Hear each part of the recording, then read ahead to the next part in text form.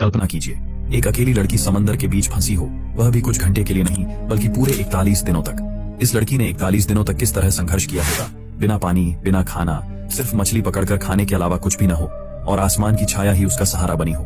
दूर दूर तक सिर्फ समंदर ही समंदर था। इतनी दूर की इस जगह पर अब तक एक भी पक्षी नहीं उड़ पाया था। समंदर हर सेकंड, हर मिनट, हर घंटे इस इंतजार में था कि कब वह गिरे और उसका नाम और निशान मिटाकर पूरी दुनिया से हमेशा के लिए गायब कर दे। कुछ ही घंटे बाद उसका अपना ही प्रेमी उसी समंदर के पेट में जाकर दुनिया से हमेशा के लिए गायब हो चुका था।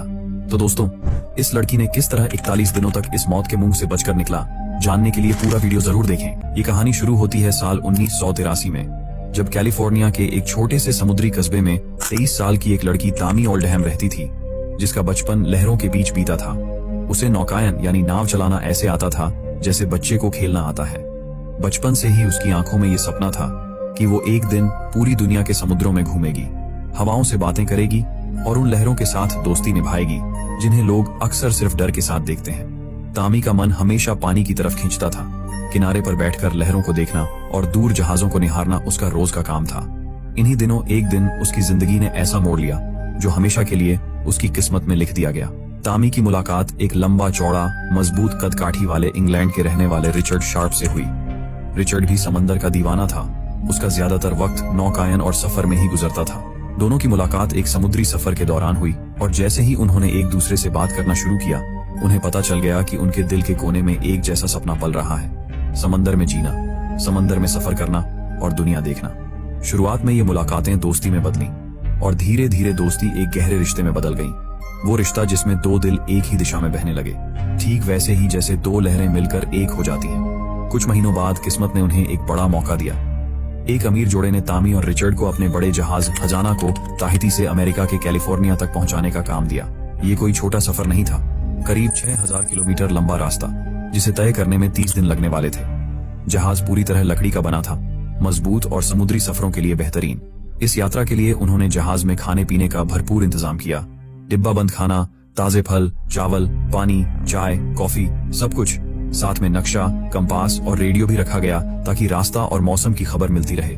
23 सितंबर 1983 को ताहिती के बंदरगाह से ये सफर शुरू हुआ। आसमान नीला था, हवा ठंडी थी और लहरें बेहद शांत। तामी डेक पर बैठी समंदर की गहराई को देख रही थी और रिचर्ड स्टीयरिंग पकड़कर मुस्कुरा रहा था।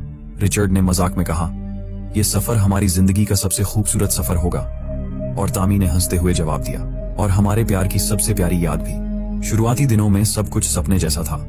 सुबह सूरज की सुनहरी किरणों के साथ चमकता पानी, दिन में जहाज का सफर, शाम को डेक पर बैठकर बातें करना और रात में लाखों तारों के नीचे सोना। लेकिन जैसे जैसे दिन बीतते गए, सफर ने अपना रंग बदलना शुरू कर दिया। सफर के 18वें दिन रेडियो से खबर आई कि एक खतरनाक तूफान हरिकेन रेमंड उनकी तरफ बढ़ रहा है।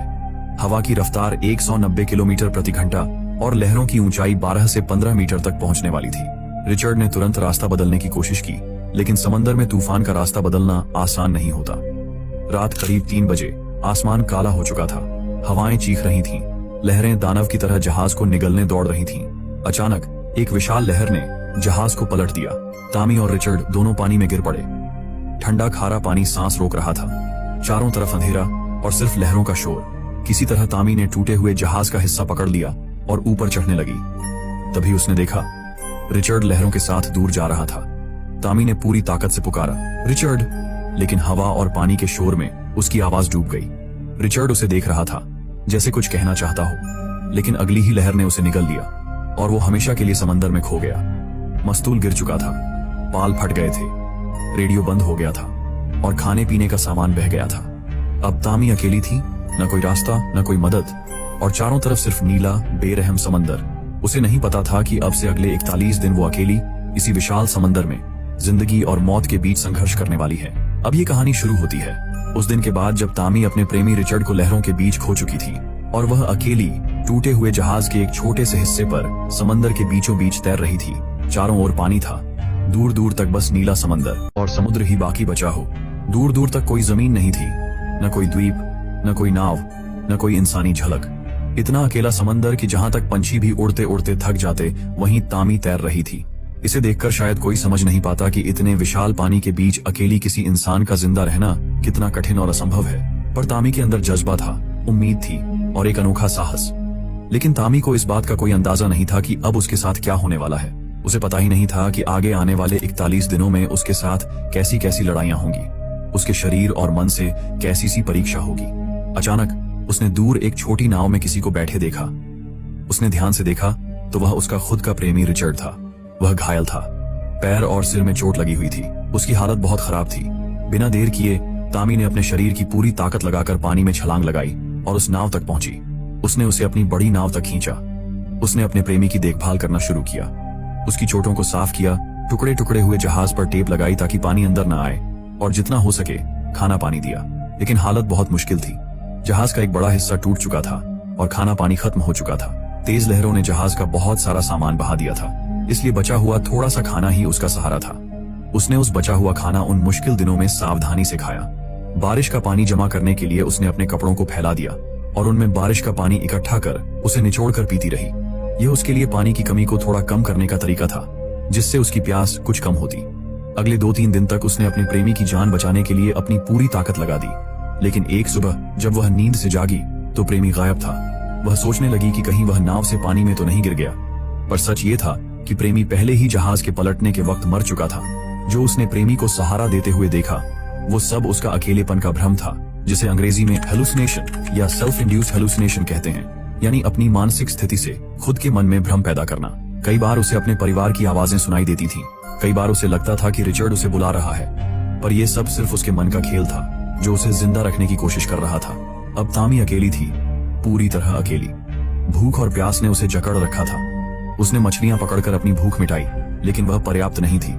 कई बार ठंडे पानी में कूदकर मछली पकड़ने की कोशिश की, कई बार भूखी प्यासी रह गई। उसने मछली कच्ची ही पकड़े बिना कभी कभी धूप में सुखाकर खाया भी था।